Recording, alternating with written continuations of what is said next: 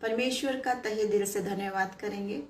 और आज जो विषय जो मैं आपके सामने लेकर आई हूँ वो विषय मुझे आज ही मिला। आपको हैरानी होगी कि मैं भी दूसरे विषय पर एक चर्चा करने जा रही थी और परमेश्वर ने ये बात मेरे मन में डाली, जबकि मैंने सोचा प्रभु ये कैसा विषय है, मृत्यु के बारे में हम क्यों बात करें, क्योंकि हम अपने आसपास सब जगह मृत्यु देख रहे हैं, बीमारी देख रहे हैं, आंसू सताव और परेशानी देख रहे हैं। फिर मृत्यु की बात कैसे करें और कौन इस वचन को सुनेगा, मैं क्या बोलूं। लेकिन प्रभु का जब आत्मा आता है तो वो सब बातों को आपको सिखा देता है, आपके मुंह में उन शब्दों को डाल देता है। Praise the lord brother Rahul, brother Ashish, प्रभु का धन्यवाद है। परमेश्वर आपको बहुत आशीष दे और इस वचन के जरिए हमें कुछ एक नया प्रकाशन प्रभु देना चाहता है, क्योंकि परमेश्वर ने कहा कि क्या तुम जो विश्वासी हो, क्या तुम्हें भी ये विषय जो है, मृत्यु जो विषय है, वो भयानक लगता है।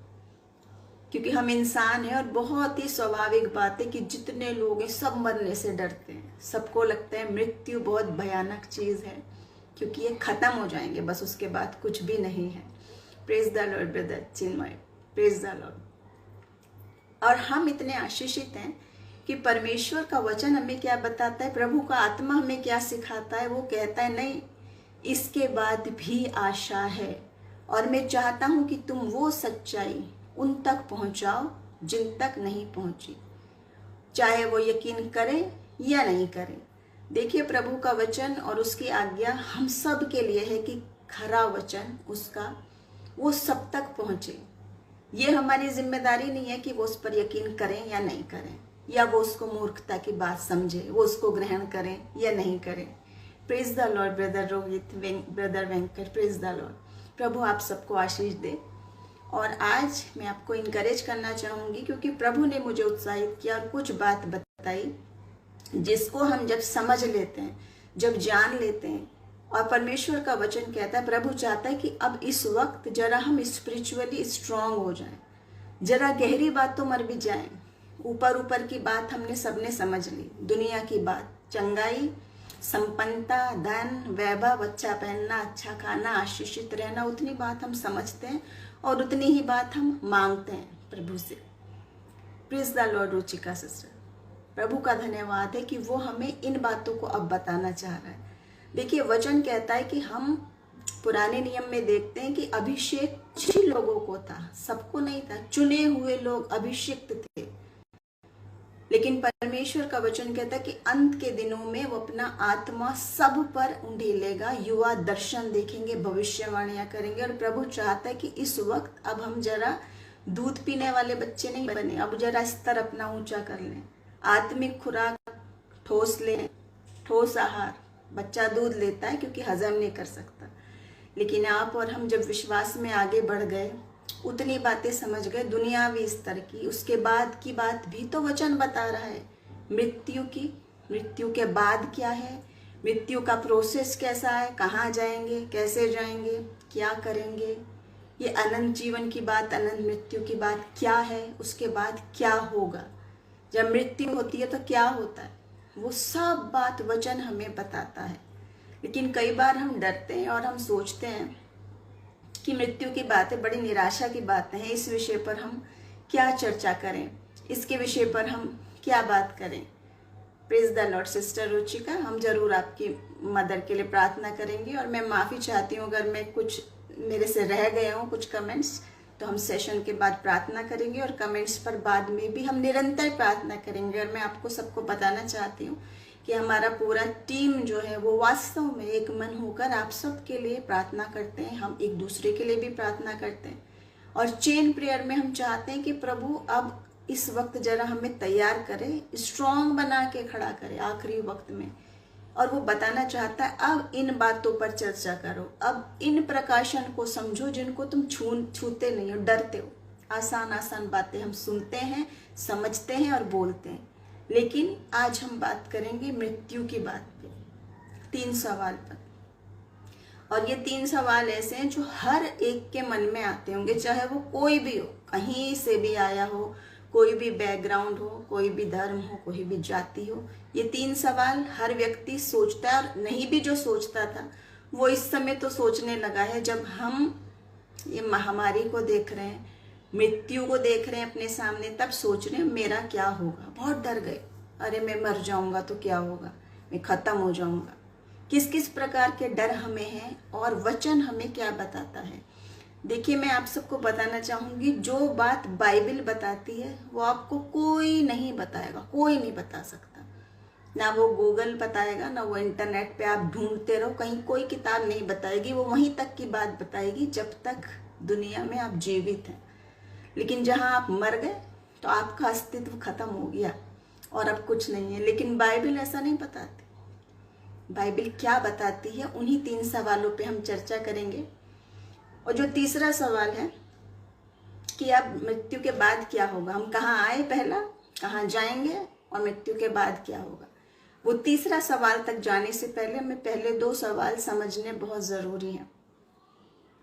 सबोपदेशक की पुस्तक में हम देखते हैं, ये लिखा है कि मिट्टी तो ज्यों की त्यों मिट्टी में मिल जाएगी, लेकिन आत्मा, प्राण जो है वो उस ही परमेश्वर के पास जाएगा जिसने उसको भेजा है, जिसने उसको रचा है। और आप और मैं सब जानते, देखिए मैं इस समय बहुत कठिन तरीके से थियोलॉजिकल वे में नहीं बताऊंगी, बहुत आसान तरीके से बताऊंगी, क्योंकि ये मेरे संपर्क में बहुत सारे टीनेजर्स जो हैं, जिनके परिवार के जन और अच्छे बिलीवर, विश्वासी लोग जो उठाए गए, प्रभु के पास चले गए, वो सवाल पूछ रहे हैं ऐसा क्यों। क्योंकि वो पापी नहीं, वो विश्वासी लोग हैं, लेकिन प्रभु की उसके पीछे भी आशा है, उसके पीछे भी आशीष है, उसके बाद भी बातें हैं। उसी पर हम चर्चा करेंगे। तो हम सब जानते हैं, सृष्टि के प्रारंभ में परमेश्वर ने जब मनुष्य की रचना की, उसको मिट्टी से बनाया, अपने हाथों से बनाया, अपने स्वरूप में बनाया और उसके नथुनों में अपना सांस फूका। अपना सांस फूका है उसने, जिस सांस के लिए आज हम परेशान हैं, ऑक्सीजन नहीं मिल रही, कहाँ है सांस। वो सांस है प्रभु का, जो उसने स्वयं फूका था हमारे में, वो सांस। और जब प्राण जाएगा तो वही आत्मा उसी के पास जाएगी कि नहीं जिसने सांस फूका था, कहीं और कैसे जाएगी। वचन क्या कह रहा है, जहां से आई, जिस परमेश्वर ने दिया है, मिट्टी तो ज्यों की त्यों वहीं रह जाएगी, क्योंकि मिट्टी से बनाया था आदम को, मिट्टी वहीं रह जाएगी। लेकिन जो सांस फूका था, प्राण, वो उसी के पास जाएगा जो हमारा सृष्टि करता है, जो हमें प्राण देने वाला परमेश्वर है। और अय्यूब के समान हम कहें, हाँ ब्रदर संजीत, हम आपके लिए प्रार्थना करेंगे, फाइनेंशियल प्रॉब्लम, फैमिली हेल्थ, सब बातों के लिए हम प्रार्थना करेंगे। तो हमारा प्राण कहाँ जाएगा, परमेश्वर के पास जाएगा। लेकिन उससे पहले हम डरे हुए क्यों हैं। निश्चित बात है, मैं भी डरी हूँ, आप भी डरे, हम इंसान हैं, हम डरेंगे, बहुत डरते हैं। वायरस आ गया, मैं मर गया तो क्या होगा, वो मर गया तो क्या हो गया। एक तो बात है केयर की बात की, हम सोचते हैं मेरे प्रियजन मेरे पीछे अनाथ छूट जाएगा, क्या होगा। लेकिन एक बात है आत्मिक डर, आत्मिक डर। वचन बार बार कहता है मत डर मत डर, लेकिन कुछ बातों में वचन कहता है कि डर। कुछ बातों के लिए डरना भी है कि मरने के बाद वाकई में क्या हमेशा की जिंदगी पा रहा हूं या हमेशा की मौत पा रहा हूं, क्या पा रहा हूं मैं, उस बात से जुड़ेंगे। तो इन सवालों पर हम जब चर्चा करेंगे, वचन हमें बताता है कि आपकी और मेरे पास तब भी आशा है जहां सबकी आशा खत्म हो गई। दुनिया ने समझा मृत्यु हो गई, खत्म हो गया, अस्तित्व खत्म हो गया, अब कुछ नहीं है। लेकिन वचन कह रहा है, यीशु मसीह कह रहा है कि नहीं, खत्म नहीं हुआ, मैं तुम्हें जीवन देने आया हूं, और बहुतायत का जीवन, अनंत जीवन, जिसका कभी अंत नहीं, कभी अंत नहीं है। उस जीवन को पाने के लिए क्या करेंगे आप, उन सब सवालों पे हम चर्चा करेंगे। मृत्यु क्या है, मरने का प्रोसेस क्या है, जाओगे कहाँ जाओगे, कैसे जाओगे। वचन में कोई भी इसमें एक बात मिलावटी बात मेरी खुद की सोच नहीं है, किसी की गवाही नहीं है, विजन नहीं है, क्योंकि हो सकता है बहुत सारे लोग उस पर यकीन ना करें। लेकिन वचन वो है जिसमें आप एक बिंदी ना बढ़ा सकते हो ना घटा सकते हो, उसको एडिट नहीं कर सकते। वो वचन प्रभु का वचन है और वो टल नहीं सकता। आसमान और जमीन टल जाए, वो वचन नहीं टल सकता, क्योंकि आप और मैं जान रहे हैं हर किताब में पहले घटना होती है, उसको बाद में उस किताब में लिखा होता है। लेकिन बाइबल में पहले लिखा है, उसके बाद वो सब घटनाएं हो रही हैं। आप जो नहीं जानते जरा चेक कर लें, science, history, news, discovery channel, सब चीज़ देखो मिला के कि बाइबल में कब से लिखा है और वो सब आज घटित हो रहा है। और उसी विषय पर मैं आऊँगी कि मृत्यु के बारे में भी, क्योंकि पहले से लिखा है। और निश्चित बात है, ऐसा तो नहीं हो सकता कि आप और हम सोचे कि अब हम विश्वासी हैं तो हम कभी भी नहीं मरेंगे। इस दुनिया में तो मरना है, लेकिन उसके बाद विश्वासी वास्तव में कभी भी नहीं मरेगा। वचन क्या बताता है, देखिए मैं आपके सामने पढ़ना चाहूंगी। इब्रानियों उसका 2 अध्याय 14 से 15 वचन। यहाँ इस प्रकार लिखा है, इसलिए जबकि लड़के मांस और लहू के भागी हैं तो वो आप भी उनके साथ सहभागी हो गया यीशु मसीह के बारे में, ताकि मृत्यु के द्वारा उसे जिस मृत्यु पर शक्ति मिली थी अर्थात शैतान को निकम्मा कर दे, और जितने मृत्यु के भय के मारे जीवन भर दासत्व में फंसे थे उन्हें छुड़ा ले। ये जीवन भर मृत्यु के भय से दासत्व में कौन है? आप और मैं भी हैं। कितना भी बड़ा दिलेर हो, पहलवान हो, कितना भी बड़ा हीरो हो, चाहे मॉडल हो, चाहे सिंगर हो, कितना धनवान हो, कितना बुद्धिमान हो, कितना सुंदर हो और कितना बलवान हो, लेकिन जब बात मृत्यु की आती है, यहाँ सब डर जाते हैं और सोचते हैं अब मैं खत्म, मर जाऊंगा तो मेरा अस्तित्व शायद खत्म है, खत्म हो जाऊंगा।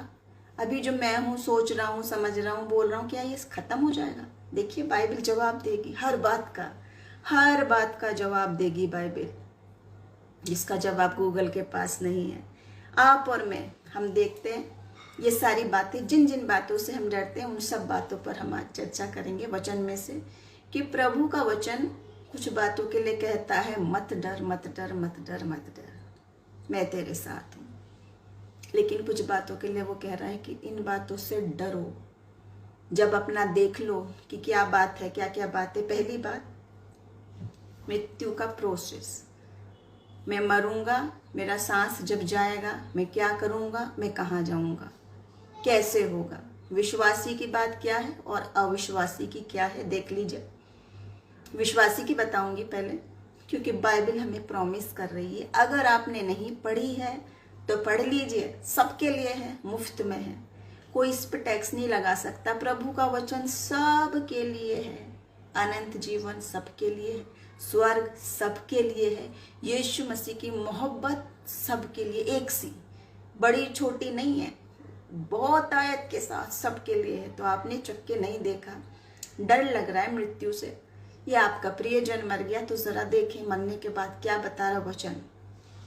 भजन संहिता 23 और उसका 4था वचन, चाहे मैं घोर अंधकार से भरी हुई तराई में होकर मृत्यु की वादियों में होकर जाऊं तो भी हानि से नहीं डरूंगा। क्या बात है ये, मृत्यु की वादी में जाऊं तो मैं हानि से नहीं डरूंगा, क्योंकि तू मेरे साथ रहता है, तेरे सोंटे और तेरी लाठी से मुझे शांति मिलती है। ये तो एक वचन है, इसको आप ये ना समझे कि ये एक डायलॉग है, ये एक ऐसी बस भजन लिखा हुआ है, इस बात में दम नहीं है, ऐसा नहीं है। क्योंकि वचन जब हम देखते हैं, जरा उसकी गहराई में जाए तो बहुत सारी बातों में आंखों देखा वर्णन है, गवाही है, स्वर्ग का, नरक का और मृत्यु की वादियों का, जिसका वर्णन हम देखते प्रेरितों के काम में। प्रभु का एक जन था, स्तिफनुस उसका नाम था, जिसको पत्थरवाह करके मार डाला गया।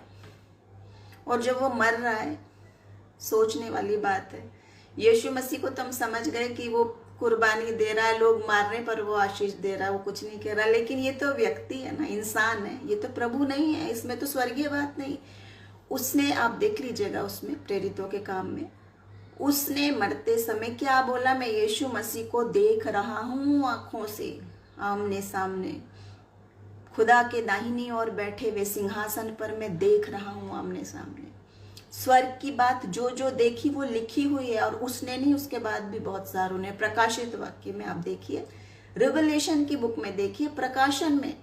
और प्रभु का वचन क्या आपसे और मुझसे कहता है, मुझसे प्रार्थना कर, मैं तुझे बड़ी बड़ी कठिन बातें बताऊंगा जिन्हें तू अभी नहीं समझता। यहाँ तक कि क्या लिखा है, स्वर्ग की कुंजी दे दूंगा, चाबी, स्वर्ग की चाबी। वो स्वर्ग की चाबी का क्या मायने है कि आप यहाँ बैठ के वो आत्मिक बातें देख सकते हो, सुन सकते हो और समझ सकते हो। तो पहली बात, आप जब मरोगे वो प्रोसेस, ये शरीर छोड़ने का, थोड़ा दर्द, सांस रुक रही है, घबराहट, जब तक आप इंसान हैं, शरीर में हैं, ये तकलीफ हो रही है, लेकिन आप वाकई में ये बात हकीकत है और बहुत सारे लोगों ने देखी है, और जो आप गवाही सुने जिनको प्रभु ने दिया, जिनको आप नियर डेथ एक्सपीरियंस बोलते हैं गवाही, उन्होंने वाकई में जो देखा है वो बताया है आपको। अब देखने वाले, वचन कहता है कि कान तो है लेकिन सुनते नहीं, आंख तो है पर देखते नहीं और समझते नहीं। इंसान का ये वक्त हो गया, देखते समझते पढ़ते रहते हो उस बाइबल को और उसमें से कोट करते सिर्फ उतनी बातों को, मुझे धन दे दो, मुझे घर दे दो, मुझे बीवी दे दो, बच्चा दे दो, आशीष दे दो। जीवन भर की बात समझ गए, मृत्यु के बाद की बात पे चर्चा नहीं करते, डर जाते हैं। लेकिन वचन बता रहा है उसके बाद भी आशा है। मृत्यु की जब वादी से गुजरोगे फिर क्या होगा? वहां प्रभु आपके साथ होगा, अगर आप विश्वासी हैं तो। तब तो है कि मत डर, मैं तेरे साथ हूं। लेकिन कहीं अधर्मों में बिना मसीह को ग्रहण करे चले तो उस अंधकार की वादी में आपके साथ कौन होगा? वही सब शैतानी चीजें। क्योंकि दो ही रास्ते हैं, दो ही रास्ते हैं, स्वर्ग की ओर और नरक की तरफ। मैं अभी उस बात का जिक्र नहीं कर रही। हम अपने आने वाले सेशंस पे अब जरा स्पिरिचुअली स्ट्रांग बातों पे चर्चा करेंगे जो प्रभु ने हमें बोझ दिया, और जहां पर भी मौका मिल रहा है इस समय हम वो उन्हीं बातों पर चर्चा कर रहे हैं जो प्रभु मन में डाल रहा है, कि वो आत्मिक बात जो घूम रही है दिमाग में इस समय। उसके बाद हम आपके सब प्रेयर रिक्वेस्ट पर प्रार्थना करेंगे। मैं माफी चाहती हूँ, इस वक्त मेरा वचन पे ध्यान है तो मैं, हो सकता है बहुत सारे स्किप हो गए मेरे से प्रेयर रिक्वेस्ट, लेकिन हम बाद में आप सबके लिए प्रार्थना करेंगे। और हम यकीन करते हैं, बिल्कुल 100% हम यकीन करते हैं कि जब हम एक मन होकर प्रार्थना करेंगे तो प्रभु वो बड़े बड़े काम करेगा, क्योंकि ये उसका वायदा है। मुझ में कोई सामर्थ नहीं है, आप में कोई सामर्थ नहीं है, हम अयोग्य निर्बल मनुष्य हैं। हम सिर्फ कहते हैं आप मेरे लिए प्रार्थना करो, मैं आपके लिए करूं, लेकिन प्रार्थना को सुनने वाला सामर्थी परमेश्वर है। वो आपका भी परमेश्वर है, वो मेरा भी परमेश्वर है। वो जरूर काम करेगा आपके और मेरे जीवन में। तो अब हम जब देखते हैं मैं मौत की वादी से निकलूंगा, कहाँ जाऊंगा, मुझे क्या चीज दिखाई देगी, क्या चीज सुनाई देगी, तो वो एक ही बात है कि आप अंधेरी वादी में, मौत की वादी में से गुजरेंगे। लेकिन अगर आपका उद्धारकर्ता यीशु मसीह है, आप उसको मानते हैं, आपने उससे मांगा है, आपने उसको ग्रहण किया है, तो वो मौत की वादी में भी आपके साथ होगा।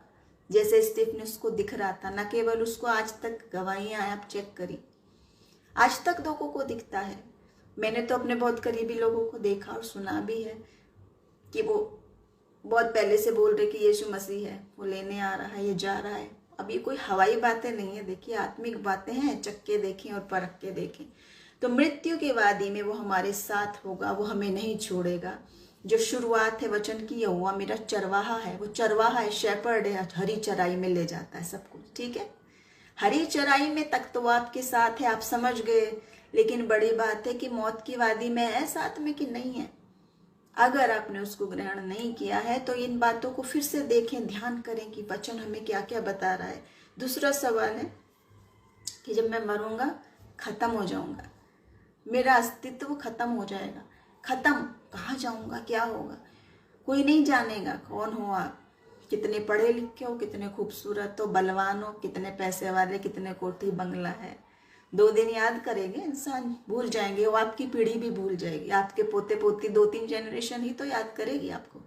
उसके बाद आप कौन से खेत की मूली हो ये कौन जानता था। आप ऐसा सोचते हैं कि मेरा एग्जिस्टेंस ही खत्म हो जाएगा, लेकिन नहीं। वचन क्या कहता है, देखिए यूहन्ना 11 अध्याय 25 से 26 वचन। यीशु ने उससे कहा, पुनरुत्थान और जीवन मैं ही हूं, जो कोई मुझ पर विश्वास करता है वो यदि मर भी जाए तो भी जिएगा। मर भी जाए तो भी जिएगा, कहाँ जिएगा, वचन क्या बता रहा है। और जो कोई जीवता है, मुझ पर विश्वास करता है, वो अनंत काल तक नहीं मरेगा। क्या तू इस बात पर विश्वास करती है? आज ये सवाल यीशु मसीह आपसे और मुझसे पूछ रहा है। भले ही आपने कभी बाइबल नहीं पढ़ी हो, भले ही आप एक भी वर्ष नहीं जानते, भले ही आप जानते ही नहीं यीशु मसीह, आप सोच रहे हो कोई विदेशी लोगों का कोई है जिसको मानते हैं, लेकिन मसीह तो यहाँ आपसे पूछ रहा है कि आप विश्वास करते हो उस बात पर कि नहीं। और अगर करते हो तो वो कैसे कहेगा, जैसे उसने 3 दिन के मरे हुए को आवाज दी, लाजर निकल ला, ओनली बोला, 3 दिन का मरा हुआ कफन में बंधा हुआ आ गया वापस। देखिए, ये आप सोच रहे हैं कि उस वक्त की बात है, उस वक्त की घटना है, बाइबल में लिखी हुई बात है, पता नहीं हुई थी कि नहीं। तो वचन तो आपको चुनौती दे रहा है, चख के देख ले, परख के देख ले।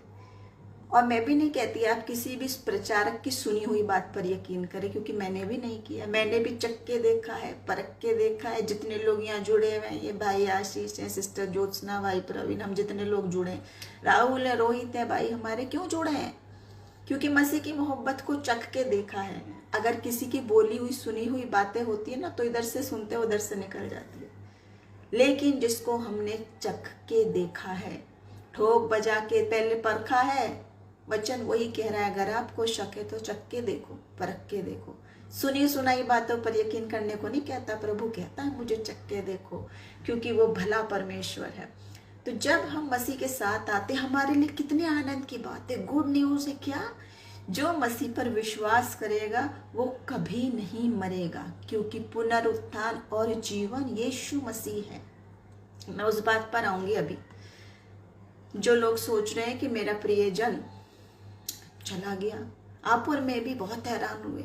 मेरे भी बहुत जानने वाले प्रभु के जन, मिनिस्ट्री वाले, अच्छे विश्वासी, और कोरोना काल में चले गए। और हम सोचने लगे ऐसे कैसे प्रभु, ऐसे कैसे, इनको क्यों नहीं ठीक किया, ये कैसे चले गए, ये कैसे खत्म हो गए। तो क्या वो खत्म हुए? नहीं, क्योंकि जो उस पर विश्वास करेगा वो अनंत काल तक नहीं मरेगा। और कहाँ रहेगा, उसकी बात आगे मैं चर्चा करूंगी। इससे पहले मैं एक गवाही बताना चाहूंगी, जो है डीएल मूडी करके एक प्रभु के जन थे, जिनका नाम था डीएल मूडी। और वो उन्होंने एक बार एक बात बोली थी कि किसी दिन मैं मर जाऊंगा और आप मेरी खबर सुनो, चर्चा सुनो कि वो व्यक्ति मर गया है, तो यकीन मत करना, क्योंकि मैं यीशु मसीह का विश्वासी हूं, और जो उस पर विश्वास करेगा वो अनंत काल तक नहीं मरेगा।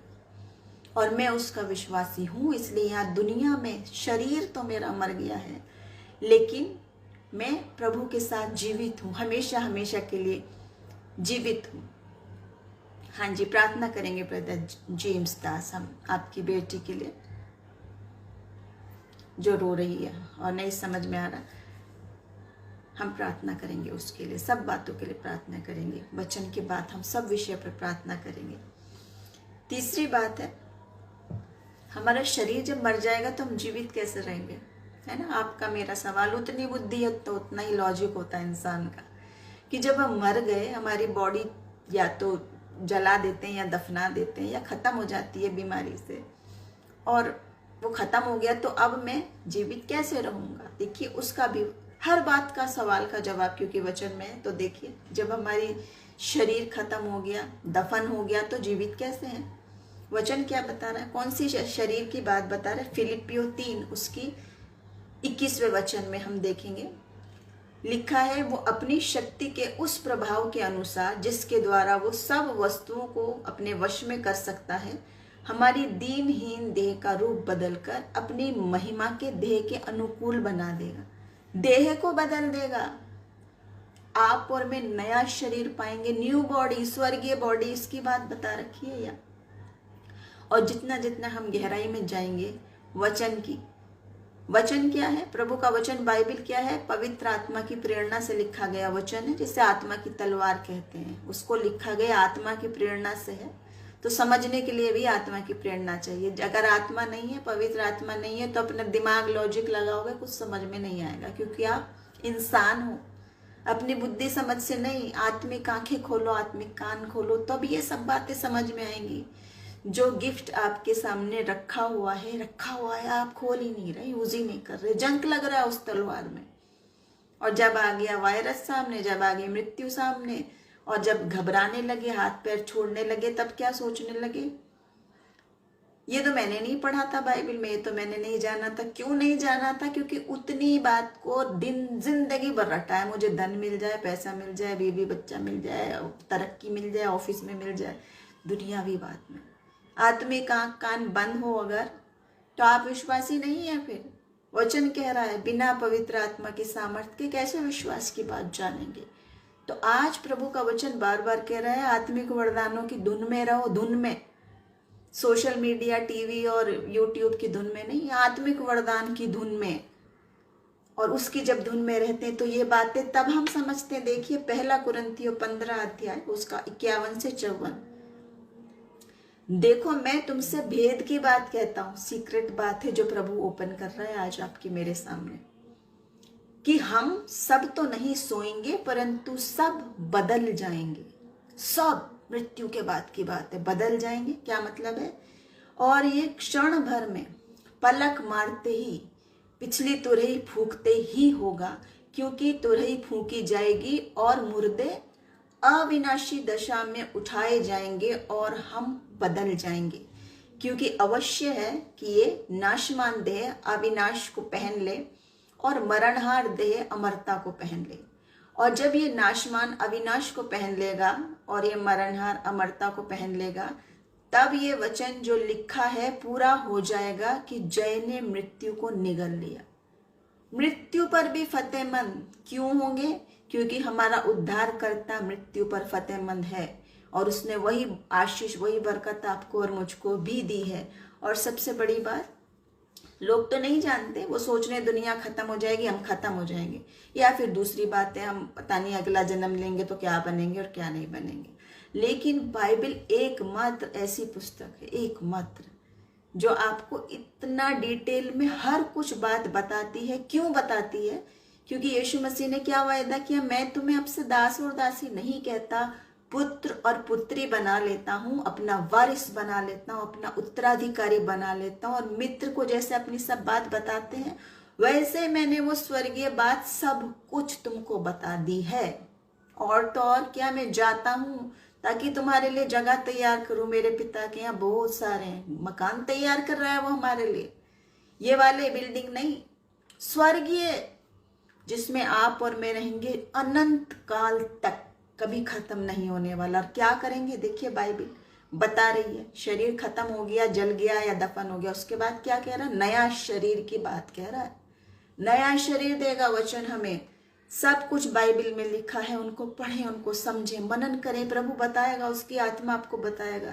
यहाँ तक कि वो दर्शनों में आपको दिखाएगा भी।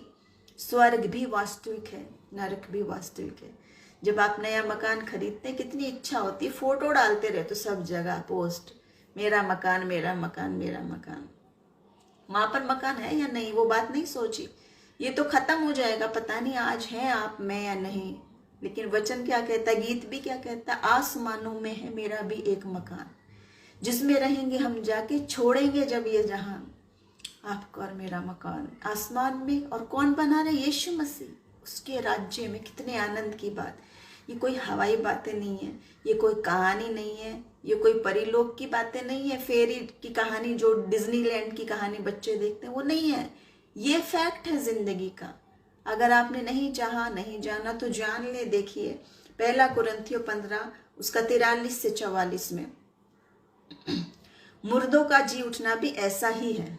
मुर्दों का जी उठना, वचन क्या बात कह रहा है। अभी तक तो आप उतनी बात समझ रहे थे कि यीशु मसीह मुर्दे में से जी उठा, या उसने लाजर को जिला दिया, या एक बेवा का लड़के को जिला दिया। लेकिन ये तो बात आपकी और मेरी कर रहा है, क्योंकि निश्चित बात है आप और मैं, और जितने लोग जन्म लेंगे वो मरेंगे भी, ये निश्चित है।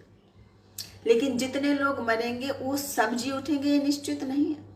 निश्चित वही है जो ये बात ग्रहण करेगा, समझेगा, मसीह को अपना जीवन देगा और पश्चाता के दिल तोड़कर आएगा मसीह के सामने, सिर्फ वही। यदि नहीं तो ये मत डर की बात नहीं है, तब आपके लिए डर, क्योंकि तूने अपने लिए प्लान नहीं कर रखा है। हेल्थ इंश्योरेंस करा हुआ है दुनिया में, फाइनेंस इंश्योरेंस कर रखा है, और जिंदगी के बाद का इंश्योरेंस नहीं है। अगर आप मसीह में यकीन नहीं करते हैं तो, अगर इन बातों को आप हल्के में लेते हैं तो, मजाक में उड़ाते हैं तो, क्योंकि प्रभु का वचन ठट्टों में नहीं उड़ाया जाता।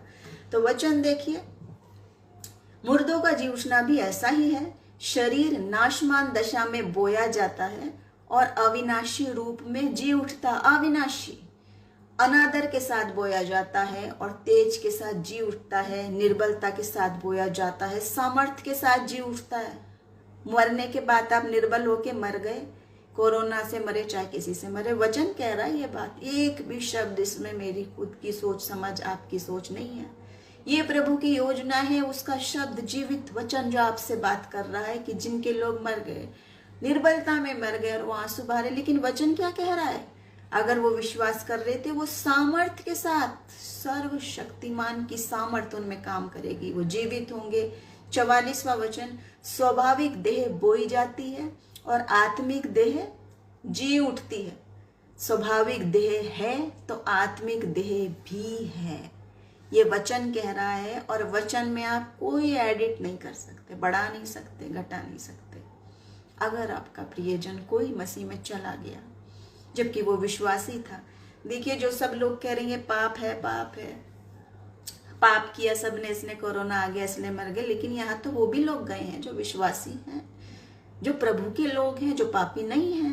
उनके लिए योजना प्रभु की दूसरी है, जो आपको मुझे दिखाई नहीं दे सकती, क्योंकि हम क्रूस की कथा को भी मूर्खता की बात समझ रहे हैं। आप और मैं जो बैठते हैं यहाँ 1-1 घंटा, हमको भी मूर्ख समझ रहे हैं। और वचन क्या कहता है? हम आनंदित और मगन हो, यदि मेरे कारण कोई तुम्हारी निंदा करे तो आनंदित और मगन हो, क्योंकि स्वर्ग में तुम्हारे लिए बड़ा फल है।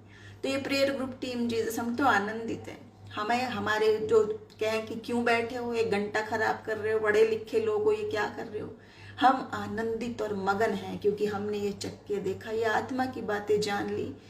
तो वचन हमें ये आज्ञा देता है कि जो आनंद, जो सत्य हमने ग्रहण कर लिया, वो हमें बताते ही रहना, जब तक जीवित है बताते रहेंगे, क्योंकि आत्मा चुप तो बैठने नहीं देगा हमें। अब वो आप मानो और या नहीं मानो, लाइक करो, डिसलाइक करो, अच्छा कमेंट करो, बुरा कमेंट करो, क्यों हमें कोई फर्क नहीं पड़ता, क्योंकि हम आनंदित हैं उसमें भी, क्योंकि हमारे लिए बड़ा प्रतिफल वहाँ है। और ये वो बातें हैं जो आज सुन ली तो आपका इन्वेस्टमेंट हो जाएगा जीवन के बाद भी, वो भी मुफ्त में। ना किश्तें भरनी है आपको, ना कहीं के चक्कर लगाने हैं, ना आपको कुछ करना है, क्योंकि वो सब काम प्रभु कर चुका है आपके और मेरे लिए। जरूरत बस ये है कि बस हम इस बातों को समझें और जानें। चौथी बात है कि जो लॉस की बात है, नुकसान हो गया, मैं मर गया, सब छूट गया मेरा, बहुत बड़ी नुकसान की बात अगर है। निश्चित बात है, हम इंसान हैं, हम सोचेंगे मैं चला गया तो सब कुछ मेरा छूट गया, ये मेरा नुकसान है कि मैं भोग भी नहीं पाया। आपने देखा है बहुत सारे लोग अच्छा मकान, घर, जमीन, जायदाद, बीवी, बच्चा, अपनी पसंद की शादियां सब कर ली और भोग नहीं पाए, तो आप सोचोगे बड़े दुख की बात है। लेकिन वचन क्या कह रहा है? देखिए फिलिपियो 1 अध्याय 21 वचन, मेरे लिए जीवित रहना मसीह है और मर जाना लाभ है। मर जाना लाभ है, समझ से बाहर की बात है कि नहीं? इंसान के लिए, आपके मेरे लिए मर जाना लाभ कैसे? तो सबसे बड़ी दुखद बात है, सबसे बड़ी, इससे बड़ा कोई नुकसान ही नहीं है कि मैं मर जाऊं। लेकिन वचन क्यों कह रहा है कि मेरे लिए जीवित रहना भी मसीह और मर जाना भी लाभ है? क्योंकि उसने ये बात जान ली। लाभ की बात क्या है? अगर आप शायद वो सब देख लें और जान लें, दर्शनों में अगर प्रभु दिखा दे, अगर आप एक बार चले जाएं मर के मसीह के पास, आप वापस नहीं आना चाहोगे, बिल्कुल नहीं। यहाँ दुनिया में सब कुछ है, क्लेश है, सताव है, मेहनत करोगे, रोजी रोटी के लिए पसीने बहाओगे, सब कुछ करोगे, स्ट्रगल से भरी हुई जिंदगी, दुख, दर्द, परेशानी, सताव, ईर्ष्या, नफरत, गुस्सा, सब। लेकिन वहाँ कुछ नहीं है, अनंत जीवन, आंखों से वो हमारे आंसू पोंछ लेगा, न दुख, न दर्द, न पीड़ा, न सताव, कुछ नहीं उसके राज्य में। इससे अगले सेशन में फिर प्रभु मौका देगा तो हम आगे भी बताएंगे, उस विषय पे बात करेंगे कि ये तो हम मृत्यु की बात कर रहे हैं, इसके बाद स्वर्ग की, नरक की, और उसके बाद जो उठाए जाएंगे वो क्या करेंगे, सब बता रखा बाइबल में, सब कुछ देखें ध्यान से। तो मेरे लिए जीवित रहना मसीह है और मर जाना लाभ है, वो इसलिए कह रहा है क्योंकि उसने उस बात को देख लिया कि वहां मुझे क्या मिल रहा है और यहाँ भी तो आप प्रॉफिट और लॉस देखते हो, तो ये आत्मिक रीति से भी देख रहा है वहां क्या फायदे थे मुझे और यहाँ क्या। यहाँ आप और हम जिंदगी, बहुत से तो लोग जानते नहीं, प्रभु प्रभु प्रभु करते रहते हो, लेकिन कोई जवाब नहीं आता, क्योंकि आप जीवित प्रभु को कैसे पुकार नहीं रहे। परमेश्वर हमारा जवाब देने वाला है, प्रार्थना करोगे तो जवाब सुनाई देगा। बोलने वाला है, जीवित करने वाला है काम। ऐसा नहीं है वो कहता मैं ऐसा नहीं हूँ, मेरी आंख है तो फिर मैं देखता नहीं, मेरे कान तो हैं पर मुझे सुनाई नहीं देता, ना मेरे हाथ ऐसे छोटे हुए कि मैं उद्धार नहीं कर सकता। वो जवाब देने वाला जीवित परमेश्वर है। इसीलिए आपको जीवन की बात बता रहा है, जो कहता है जीवन का जल मैं हूँ, जीवन की रोटी मैं हूँ, पुनरुत्थान और जीवन मैं हूँ। जो मुझ में आएगा वो कभी मरेगा ही नहीं, अनंत जीवन पाएगा। अगर आपने ग्रहण नहीं किया, अगर आपने नहीं समझा, प्रार्थना में जाएं, घुटनों पे जाएं, सीधे डायरेक्ट परमेश्वर से बात करें कि मुझे समझ दो ये वचन समझने की। यकीन नहीं हो रहा मुझे, क्योंकि नहीं होगा इंसान को। ऐसा कैसे हो गया कि मर गया मगर मैं जीवित हूँ। और ये कौन बेवकूफ़ है जो कह रहा है मरना लाभ है? क्योंकि इंसान है, उतनी सीमित बुद्धि है। वचन की बात, क्रूस की कथा भी मूर्खता की लग रही है। लेकिन उसके बाद देखिए, अगर हम सोच रहे हैं कि मेरा ये सब कुछ नुकसान हो गया, तो हम देखें कि ये सब, जैसे पौलुस कह रहा है, मेरे लिए मरना भी लाभ है। इसलिए है क्योंकि आप जब देखेंगे, प्रार्थना करें, तो वो बताएगा आपको वहाँ क्या क्या है आपके लिए रखा हुआ, जिसकी आपने कल्पना भी नहीं की। सोच समझ से परे की बात, स्वर्ग की बात। अगले सेशंस में, अगले जब मिलेगा, हम बाइबल स्टडी में इन्हीं बातों पर चर्चा करेंगे। आज मैं 5वें पॉइंट पर आऊँगी। वो बहुत इम्पॉर्टेंट बात है, एक और डर।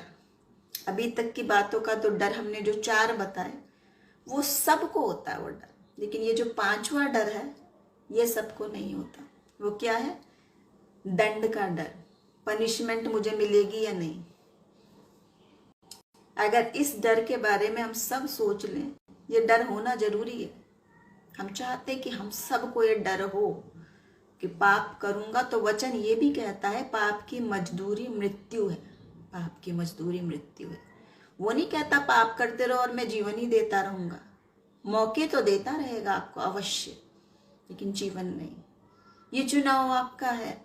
जो लोग ये सवाल पूछते हैं कि प्रभु यीशु मसीह इतनी प्यार वाला है, खुदा इतनी मोहब्बत वाला, अच्छी योजना बनाता है, तो नरक क्यों बना रखा? अच्छा ही बनाना चाहिए था बस सब कुछ।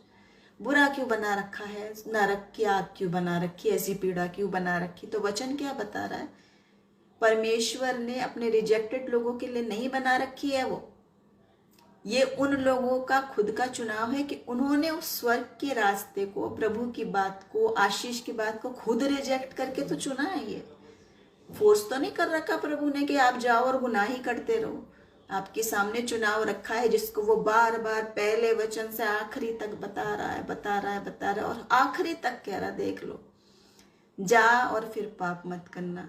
मैं भी तुझ में पाप नहीं पाता, जा और फिर पाप मत करना, अब मत करना, अब मत करना। लेकिन अगर आप और मैं उस मोहब्बत को फॉर ग्रांटेड लेने लगे और सोचने लगे कि पता नहीं चलता है दुनिया को, तो ऐसा नहीं है। प्रभु हर एक बात का लेखा जोखा रखता है, हर एक बात का।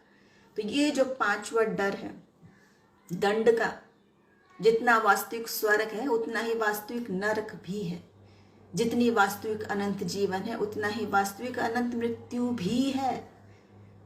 और सतर्क हो जाएं और तैयार हो जाएं कि ये दंड अगर पड़ गया आपके हाथ तो आप कभी छूट नहीं सकते। अनंत है वो। जैसे जीवन अनंत है वैसे मृत्यु भी अनंत है। तो जरा चुनाव यहाँ पर कर लें। और रोमियो 8:1 बहुत ही आनंद की बात बता रहा है, आशा की बात बता रहा है। सुनिए, रोमियो 8:1 में क्या लिखा है? अब जो मसीह यीशु में है उस पर दंड की आज्ञा नहीं है। जो यीशु मसीह में है उस पर दंड की आज्ञा नहीं है। क्यों नहीं है? आगे बता रहा है, क्योंकि वे शरीर के अनुसार नहीं वरन आत्मा के अनुसार चलते हैं। जो आप और मैं बैठे हुए हैं आत्मिक बात कर रहे हैं, जिसको सब मूर्खता की बात समझ रहे हैं, टाइम वेस्ट समझ रहे हैं, सोच रहे हैं अपने काम छोड़ के ये बेवकूफ़ी की बातें क्यों करते रहते हैं यहाँ, उस बात को मसीह कह रहा है क्योंकि वो लोग शरीर के अनुसार नहीं आत्मा के अनुसार चलते हैं। और जब हम आत्मा के अनुसार चलते हैं तो दुनिया के लिए हम कानों को बंद कर लेते हैं, आंखों को बंद कर लेते हैं और हम कहते हैं बोलते रहो जिसको जो बोलना, क्योंकि मेरा जीवन प्रभु को दिखाने के लिए है, मनुष्य को दिखाने के लिए नहीं। आप अच्छा बोलो, बुरा बोलो, गाली दो, बको, मूर्ख बोलो, जो बोलो, हम आनंदित हैं क्योंकि हमने वो स्वर्गीय बातों को जान लिया और चख लिया है।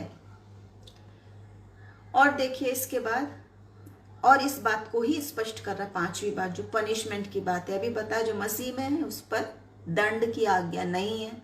लेकिन इब्रानियों 9:27 में लिखा है, मनुष्य के लिए एक बार मरना और उसके बाद न्याय का होना नियुक्त है, निश्चित है, उससे आप बच नहीं सकते।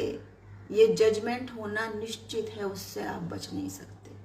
इंसान को धोखा दे सकते हो, अपने आप को धोखा दे सकते हो, दुनिया को धोखा दे सकते हो, अपने बीवी बच्चों को, भाई बहन को, मित्र को, बॉयफ्रेंड को, गर्लफ्रेंड को धोखा दे सकते हो। लेकिन ये जो न्याय का दिन नियुक्त है आपके लिए, तो वचन क्या कह रहा है, जो नहीं जानते और प्रभु का आमना सामना होगा वो क्या कहेंगे, मैं कहाँ छुपूं जाके, पहाड़ों मुझ में गिर जाओ, मुझे छुपा लो, मैं कहाँ मुंह दिखाऊं। क्योंकि आपके हर बात को प्रभु का लेखा जोखा है। कितनी ही अंधेरी कोठरी में आपने अकेले किए हो, आप सोचते हो कोई नहीं जानता। डिलीट कर सकते हो फोन को, लैपटॉप को, टीवी को, सबको, लेकिन अपनी जिंदगी के पन्नों को आप कैसे डिलीट करोगे। जो वचन कह रहा है, तेरे हर दिन मेरी पुस्तक में लिखे हैं, गर्भ में रचे जाने से पहले लिखे हैं, और जीवन की पुस्तक में आपका नाम है कि नहीं है। वचन पूछ रहा है जीवन की पुस्तक में नाम है कि नहीं। तो ये पांचवा जो डर है, ये डर होना जरूरी है। और प्रभु कभी नहीं चाहता कि वो डरा डरा के आपको लाए। देखिए, आप जानते, प्रिंसिपल नहीं चाहता, टीचर नहीं चाहता, माँ बाप भी नहीं चाहता अपने बच्चों को कि मैं मार मार के, डांट डांट के कहूँ तब वो मेरी बात माने। आप और मैं, हम सब जानते हैं बच्चों को कितनी मोहब्बत से, प्यार से सिखाते समझाते हैं, और वो मोहब्बत का रिश्ता होता है, वो डर का रिश्ता नहीं होता। ये डर का रिश्ता उसके लिए होता है जो चोरी करता है।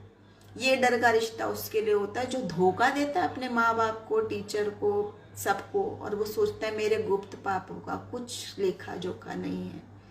तब ये जो अभी हमने शुरू की 5 बातें बताई हैं, आप जाओगे मृत्यु के बाद निकल के अंधेरी वादी में, तो मसीह आपके साथ नहीं होगा, क्योंकि आपने उसको छोड़ के दूसरे लोगों को गॉड बना रखा है। पोर्न फिल्मों को गॉड बना रखा है, गंदे गानों को बना रखा है, अपने दुनिया भर के शौक को बना रखा है, व्यभिचार को बना रखा है, 10-10 बॉयफ्रेंड गर्लफ्रेंड को बना रखा है, मोबाइल फोन को बना रखा है। अगर आपने, तो आपके साथ क्या वो जाएगा मृत्यु के बाद? कौन जाएगा? क्योंकि वो अच्छा चरवाहा आपने नहीं ग्रहण किया, तो वो क्यों आएगा मौत की वादी में आपको बचाने, जिसको आपने ग्रहण नहीं किया, क्योंकि वो आपका खुद का चुनाव है। और ये सारी बातों के बाद छठी बात है जो बहुत स्वाभाविक डर है, खासतौर से माता पिता को। मैं अगर मर गया तो मेरे प्रियजन, मेरे बच्चे, मेरे घर, मेरा परिवार, मेरा पति पत्नी, माँ बाप छूट जाएंगे अकेले। स्वाभाविक डर है। उसके बारे में भी तसल्ली देता है वचन। कोई भी पॉइंट वचन नहीं छोड़ता जो आपके और मेरे मन में चलता है मृत्यु को लेके। देखिए, पहला थिस्सलुनीकियों उसका 4 अध्याय 16 से 17 वचन बताता है, क्योंकि प्रभु आप ही स्वर्ग से उतरेगा, उस समय ललकार और प्रधान दूत का शब्द सुनाई देगा, और परमेश्वर की तुरही फूंकी जाएगी, और जो मसीह में मरे हैं, देखिए ध्यान दीजिए, जो मसीह में मरे हैं, जो विश्वासी हैं, यानी कि वे पहले जी उठेंगे। जो मसीह में मरे हैं वे पहले जी उठेंगे। तब हम जो जीवित बचे रहेंगे उनके साथ बादलों पर उठा लिए जाएंगे कि हवा में प्रभु से मिले, और इस रीति हम यानी हम सब सदा प्रभु के साथ रहेंगे। वायदा देखो मसीह का, मोहब्बत देखो मसीह की, कितनी फिक्र प्रभु को है, कितना वो जानता है कि मैं इनको इनके प्रियजनों से अलग करूंगा तो क्या होगा। जो मसीह में पहले उठा लिए गए वो भी, जो जीवित हैं वो भी, जितने विश्वासी हैं सब साथ उठा लिए जाएंगे, सब साथ। और उसके बाद अच्छी बात क्या है कि हम अपने प्रियजनों से मिलेंगे। यह आशा कौन दे सकता है आपको? कोई भी नहीं। मुझे आप बता दो, कोई नहीं दे सकता। क्योंकि दुनिया की रीति से, बुद्धि से, तर्क से, विज्ञान से, साइंस से, किसी चीज से आप देख लो, कोई किताब आपको यह वायदा नहीं देती। सिर्फ यीशु मसीह की, जो मर गया आप उससे फिर मिल सकते हो। और उसने ऐसा क्यों योजना बनाई है कि आप जितनों को छोड़ के गए उनका दुख कम हो, ताकि जो छूट गए थे वो मिले आपसे। और ऐसी मेरे पास कितनी गवाहियां हैं, इतनी गवाहियां हैं कि मेरे पास सेशन कम पड़ जाएंगे अगर मैं बताऊं। जहां लोगों ने किस किस को देखा और किससे मिले। और सबसे आनंद की बात क्या है, जो वचन बताता है कि जब हम मर गए और उठा लिए गए तो ऐसा नहीं है कि हम कोई सेंसलेस है या सोती हुई कोई ऐसी बस आत्मा बन गई, नहीं। पूरी बुद्धि, समझ, ज्ञान, तर्क, वितर्क सब कुछ है वहां बात, क्योंकि हम उनको मिल रहे हैं, हम उनको पहचान रहे हैं, हम प्रभु को देख रहे हैं, हम स्वर्ग और नरक की बातों को देख रहे हैं। वचन बता रहे हैं जब हम डिटेल में जाएंगे। और इसी विषय पर हम आने वाले दिनों में चर्चा करेंगे, इन्हीं आत्मिक बातों को और गहराई से। ये प्रकाशन जो प्रभु चाहता है इस वक्त आप और मैं जाने और सब तक पहुंचाएं, कि हम मसीह को जब दोबारा देखने की बात कह रहे हैं कि हम सब उठा लिए जाएंगे, ताकि हमें दुख ना हो कि हम यहाँ गए या हमारे बच्चे बाले छूट गए। जिनकी चिंता प्रभु करता है उनको नहीं छोड़ता। वचन कहता है जवान सिंह को तो घटी होती है, जो प्रभु के खोजियों ने भली वस्तु की घटी नहीं होने देता, और वंश पर आशीष वो ऐसी उंडेलता है कि वो वंश की चिंता रखता है, अनाथों की, विधवा की चिंता रखता है। और हमारे लिए ऐसी योजना क्यों बनाई कि यहाँ पे जो जेनरेशन छूट गई, लेकिन जब हम गए तो वो लोग हमें मिल गए जो हमसे बिछड़ गए थे मृत्यु के दौरान। लेकिन ये योजना सब विश्वासियों के लिए है। आपका सब्सक्रिप्शन जो कहते हैं, मसीह को, उसके वचन को सब्सक्राइब कर रखा है कि नहीं अपने जीवन में? अगर माना हुआ है, स्वीकार किया है, तो ये सारी योजनाएं, प्लान आपकी हैं। नहीं माना है तो आज भी वक्त है, आखिरी सांस तक प्रभु वक्त देता है आपको बार बार। 7वीं बात है अननोन का डर, अनजानी बात का। पता नहीं मैं मर जाऊंगा तो क्या होगा, क्या होगा, कहाँ जाऊंगा, क्या करूंगा, कैसे करूंगा, कौन होगा, नहीं होगा, कोई खतरनाक चीज शायद मुझे दिखेगी, जो आज आम तौर पे मृत्यु से संबंध सीधे समझने लगते हैं, भूत प्रेत से, डरावनी बात से। लेकिन विश्वासी के लिए नहीं है वो। अविश्वासी के लिए अलग बातें हैं जिसपे हम अलग चर्चा करेंगे। आज हम इसी विषय पर बने हैं, अननोन की बात जो बताई जा रही है। आनंद की बात यह है कि बाइबल हमें सब कुछ बता रही है। एक भी बात ऐसी नहीं है कि जो प्रभु हमें बिना बताए करेगा, सब कुछ बता रहा। देखिए, हाँ, बस मसीह का आने का दिन उसने नहीं बताया, क्योंकि ताकि हम तैयार रहें। वो बात ऐसी है कि उसमें है कि यीशु मसीह एग्जैक्टली कब, किस दिन, किस तारीख पे आएगा, वो नहीं बताया गया। यहाँ अननोन की जो बातें मैं बता रही थी, 1 कुरिन्थियों 2 अध्याय 9 वचन, परंतु जैसा लिखा है, जो आंख ने नहीं देखी, जो कान ने नहीं सुनी, और जो बातें मनुष्य के चित्त पर नहीं चढ़ी, वो है जो परमेश्वर ने अपने प्रेम रखने वालों के लिए तैयार की है। आप और मैं जो बैठे हैं, जो प्रभु से प्रेम करते हैं, हमारे लिए क्या बात तैयार की है परमेश्वर ने? जिसको आंख ने नहीं देखी, जिसको कान ने नहीं सुनी, और मनुष्य के चित्त में यानी मनुष्य के दिल में, सोच विचार में भी नहीं आई, वो तैयार की है प्रभु ने आपकी और मेरे लिए। और प्रकाशित वाक्य 21 और उसके 1 से 4 में, फिर मैंने नए आकाश और नई पृथ्वी को देखा। नया आकाश और नई पृथ्वी का वर्णन बता रहा वचन। क्या है ये? क्योंकि पहला आकाश और पहली पृथ्वी जाती रही, समुद्र भी ना रहा। फिर मैंने पवित्र नगर नए यरूशलेम को स्वर्ग पर से परमेश्वर के पास से उतरते देखा, और वो उस दुल्हन के समान थी जो अपने पति के लिए श्रृंगार किए हो। फिर मैंने सिंहासन में से किसी को ऊंचे शब्द से ये कहते सुना कि देख, परमेश्वर का डेरा मनुष्य के बीच में है, वे उनके साथ डेरा करेगा, और वे उसके लोग होंगे, और परमेश्वर आप उनके साथ रहेगा और उनका परमेश्वर होगा, और वो उनकी आंखों से आंसू पोंछ डालेगा। इसके बाद मृत्यु ना रहेगी, न शोक, न विलाप, न पीड़ा रहेगी, पहली बातें जाती रहेगी। ये बातें क्या बातें हैं? प्रकाशित वाक्य में हमें ये सब बात भी बताई जा रही है, प्रकाशन दिया जा रहा है। ये क्या बातें हैं जो प्रभु ने तैयार की है? शोक नहीं रहेगा, दुख नहीं रहेगा, पीड़ा नहीं रहेगी। आप जितने लोग हमारे प्रियजन प्रभु में सो गए, आप और मैं जान लें, यदि वो विश्वासी लोग थे, वो प्रभु के साथ हैं। और कैसे हैं? यहाँ जिन बीमारी से थे, जो कष्ट उनको था, जो कमजोरी उनको थी, चाहे कैंसर था, चाहे कोरोना वायरस था, चाहे कोई और ऐब था, लेकिन वहाँ कुछ भी नहीं होगा। परफेक्ट बॉडी, नया जो देह की बात कह रहा है, स्वर्गीय बॉडी की जो बात कह रहा है, वो देगा। आंसू पोंछ देगा। ये सब बात वचन बता रहा है आपको, इस पे ध्यान देने की बातें हैं। ये वो आपको पूरा आश्वासन दे रहा है कि वो ये सब बातें जो हमने सोची भी नहीं होगी। तो आज हर प्राणी जो सवाल कहता मैं कहाँ से आया हूँ, वो भी बता दिया हमने अभी इसमें। कहाँ जा रहा हूँ, वो भी बता दिया। और वहाँ जाने के बाद मेरा क्या होगा, मैं क्या करूँगा। जो हमारा सृष्टि करता है वो हमें सब कुछ बताया जा रहा है। वो हमें वो आनंदित देखना चाहता है, आशीषित देखना चाहता है। वो क्या कह रहा है वहाँ पर भी कि जहाँ से तुम आए हो, जिसने वो आत्मा का सांस फूका था, जाने के बाद हम उसी से मिल जाएंगे। मिट्टी यहीं पे रह जाएगी, लेकिन हम उसी में चले जाएंगे जिसने हम में सांस फूका है। मैं कहाँ जा रहा हूँ हमने बता दिया, स्वर्ग की बात की। अब उसके साथ हम जी उठेंगे, क्योंकि वो पुनरुत्थान और जीवन है। और आखिरी बात है कि वहां पे फिर क्या होगा, जो जजमेंट की बात है, ये मुख्य बात है कि वहां पे क्या होगा। ये डिपेंड करता है उस बात पे कि आपने अपना जीवन कैसा जिया है, आपने उसको ग्रहण किया है या नहीं किया है। आपके जजमेंट का हर एक का सवाल और जवाब आपके लेखे जोखे के मुताबिक। जरूर है कि मसीह हमारे लिए वो काम कर चुका है, आपको नहीं है जरूरत। हम अपने कर्मों से नहीं, पर उसके फजल से, उसकी दया से वो सब पाते हैं। लेकिन आपने ग्रहण किया उसको, अपने मन तोड़ के पछताव के साथ किया है या सिर्फ दुनियावी दिखावे के साथ किया है। आज हम अपने आप को चेक करें इस बात पे। क्यों?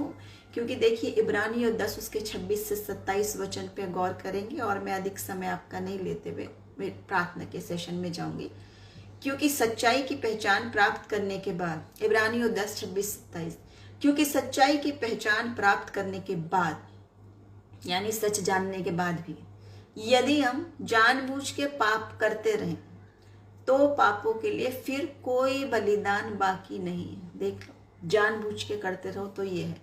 हाँ, दंड का एक भयानक बाट जोहना और आग का ज्वलन बाकी है, जो विरोधियों को भस्म कर देगा। ये बात बता रहा है।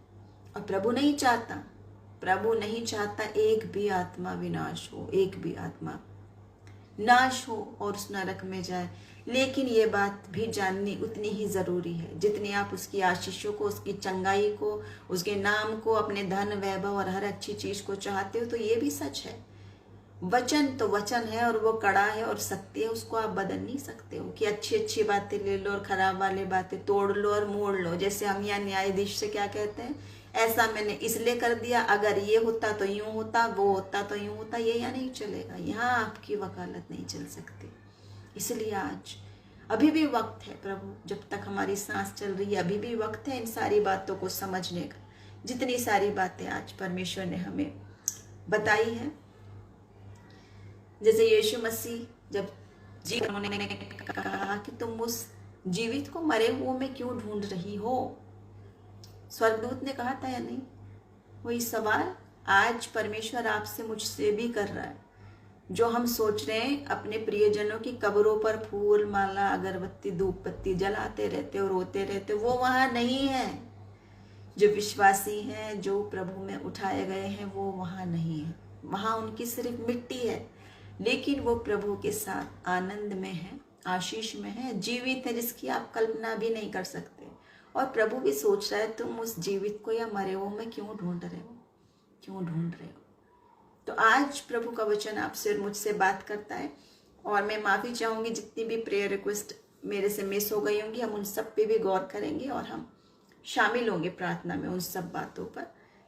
प्रभु आज के वचन के जरिए हम सबको आशीष दे और हमारी बुद्धि समझ को खोले, हमें नया बनाए और हम में से हर एक आत्मा बचाई जाए। जहाँ जहाँ प्रभु का वचन जाता है वो सत्य वचन जाए, और हम जो मसीह में हैं, जो मसीह में सो रहे हैं, जो मसीह में उठाए जा रहे हैं, उनकी मृत्यु का दुख हमें ये है कि वो हमसे जुदा हो गए, उनके पीछे उनका घर द्वार छूट गया, लेकिन वो अब आनंद में है, आशीष में है, अगर वो विश्वास में मरे हैं। और आप और मेरे को फिर भी आशा है कि हम उनसे मिलेंगे। ये वो विश्वास है जो सिर्फ बाइबल आपको देती है, बाकी कोई नहीं दे सकता। बाकी सब ये कहते हैं मर गया, खत्म हो गया, अब नहीं मिलेगा कभी भी, और आप जिंदगी भर रोते रहते हो। लेकिन मसीह हमें वहां भी आशा देता है। वहाँ भी वो हमारे लिए सोचता है और वो कहता है कि सब तुम मेरे साथ, क्योंकि मेरे पिता के यहाँ बहुत से मकाने ना होते तो मैं तुमसे कह देता, मैं जगह बनाने जाता हूँ आपकी और मेरे लिए। आनंद की बात, आशीष की बात आप और मैं चाहते हैं कि नहीं? मेरा मकान मेरे पास में, तुम्हारा उसके पास में, इसका उसका, हम सब भाई बहन स्वर्ग में उठाए जाएं। आशीषित बात। तो प्रार्थना में जाएंगे। पिता, हम आपका धन्यवाद करते हैं, राजाओं के राजा, प्रभुओं के प्रभु, सामर्थ्य जीवित परमेश्वर, तो कितना दयालु परमेश्वर है और कितना जीवित परमेश्वर है। और इस वचन से हमसे बोलने और बातचीत करने के लिए हम आपका धन्यवाद करते हैं। वो स्वर्गीय बातों को हम पर प्रकट करने के लिए हम आपका धन्यवाद करते हैं। जितने लोग यहाँ जुड़े हैं प्रभु जी, हम आपसे प्रार्थना करते हैं एक एक को अपना आत्मा का अभिषेक बहुत तायत से दीजिए प्रभु जी। और अंदा शिकाला बारा वही शासिकता बारा वही, तेरा धन्यवाद करते प्रभु जी। इस समय हम प्रार्थना करते हैं उस एक बच्ची के लिए जो रो रही है और जो बीमारी में है, और एक दूसरे भाई के लिए जिनका कोविड पॉजिटिव है, और जितनी और सारी बातें हैं प्रभु, चाहे वो हमने अभी सुनी या हम बाद में सुनेंगे, लेकिन आप ऐसे परमेश्वर हैं जो हर एक के मन को जानने वाले हैं। चाहे वो बात बोली है, चाहे लिखी है, चाहे नहीं लिखी, प्रभु आप सब की बात सुनने वाले परमेश्वर हैं। और आपका वचन कहता है कि धर्मी जन पुकारेगा, मैं स्वर्ग से झुककर उसकी सुन लूंगा। और बड़े बड़े काम करने वाले परमेश्वर, जिस यीशु मसीह के नाम में हर बात हाँ और आमीन में पूरी होती है, जो कहता है विश्वास करने वाले के लिए सब कुछ संभव है, सब कुछ संभव है। प्रभु हम प्रार्थना करते इस समय उन सारी बीमारियों को यीशु मसीह के नाम से, परमेश्वर के पुत्र यीशु नासरी के नाम से निकालते हुए, क्योंकि तेरे कोड़े खाने से हम चंगे होते हैं और तू कोड़े खा चुका है हमारे लिए। उसी ईमान से हम रिसीव करते हैं उन सारी हीलिंग्स को, सारी ब्लेसिंग्स को। जितने लोग यहाँ जुड़े हैं, जितनों ने प्रार्थना मांगी है, भाई राहुल के लिए, रोहित के लिए, उनके फ्यूचर के लिए, उनके अच्छे करियर के लिए, ब्रदर आशीष के लिए, उनके परिवार के लिए, उनके मिनिस्ट्री के लिए, और जितने और भाई बहन यहाँ जुड़े हैं जिन्होंने प्रार्थना निवेदन भेजे अपने परिवार जनों के लिए, मसीह यीशु मसीह के नाम में एक एक जन के लिए मांगते हैं। और हम जानते हैं और चाहते हैं प्रभु आने वाले दिनों में हम गवाही सुनेंगे, इनके जीवनों में वो काम देखेंगे, क्योंकि हम जिससे मांग रहे हैं वो जीवित परमेश्वर है, वो सामर्थी परमेश्वर है, वो देने वाला परमेश्वर है, वो प्रेम से भरा हुआ परमेश्वर है, वो दया का सागर। इस समय प्रभु चाहते अपने मनों को खोलकर दीन होकर उसके सम्मुख आए, उसके दर्शन के खोजी, अपने गुनाहों को मांगते हुए, दुनिया को धोखा देते हुए नहीं, अपने आप को धोखा देते हुए नहीं, बल्कि सम्मुख आए उसके जैसे हैं वैसे हैं।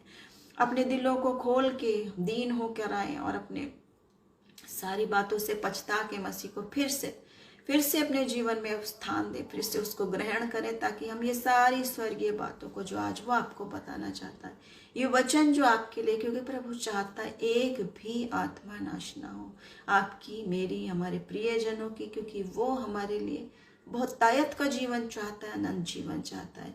पिता हम आपसे प्रार्थना करते हैं बच्ची के लिए, बड़ों के लिए, बुढ़ों के लिए, जितने लोग यहाँ जुड़े हैं, जिन्होंने प्रेयर रिक्वेस्ट चंगाई के लिए बोली, परमेश्वर के पुत्र यीशु नासरी के नाम में हर एक बीमारी को निकालते और बाहर करते हैं और पूर्ण चंगाई मांग लेते हैं मसीह यीशु के नाम में। प्रभु जी इनके सारे रोगों को तो दूर करके पूरी तरह से मसीह यीशु तेरे पाक लहू में छिपाते हैं, तेरे लहू का बड़ा लगाते हैं, तेरे दूतों की छावनी बिछाते हैं। प्रभु जी इनके आने जाने उठने बैठने में आप रक्षा करिए।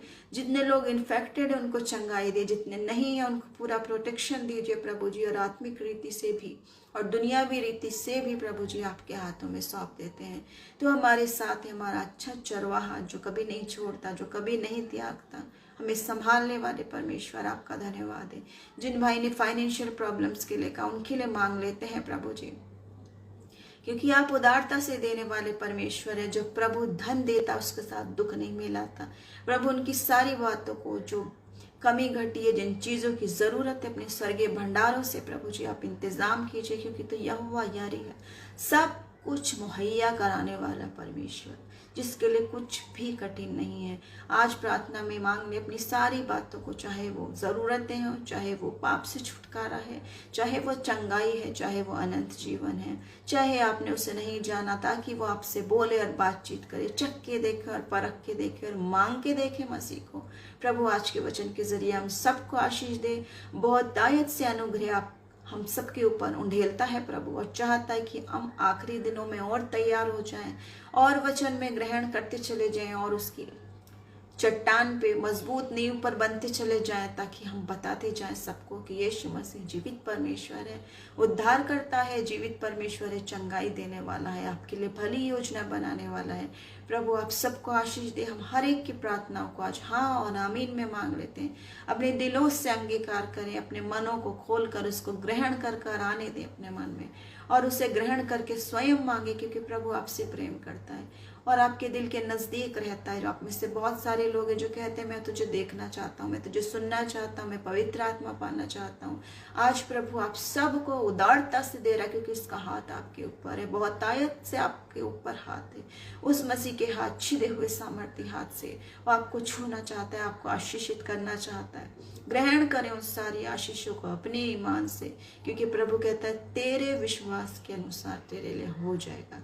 ये सारी प्रार्थना हम यीशु मसीह के नाम में मांग लेते हैं, आमीन। प्रभु आज के वचन के जरिए हम सबको आशीष दे, और वचन के बाद भी चाहे आप रिकॉर्डेड देखते हैं, जो भी आप प्रेयर रिक्वेस्ट इसमें भेजेंगे, हम सब निश्चित रूप से नियमित रूप से आप सबके लिए प्रार्थना करेंगे। और हम चाहते हैं हमें भी आप प्रार्थना में उठाए रहें, ताकि हम और आप सब मसीह में, वन बॉडी इन क्राइस्ट, मसीह में जो हम एक देह हैं, वो उसकी सच्ची बातों को, उसकी सच्ची शांति को, आनंद को ग्रहण करें। और इस वचन के जरिए आप सबको प्रभु बहुत आशीष दे। फिर मिलेंगे हम नए सेशन में प्रभु की अगुवाई से कुछ नई बातों के साथ। जय मसीह।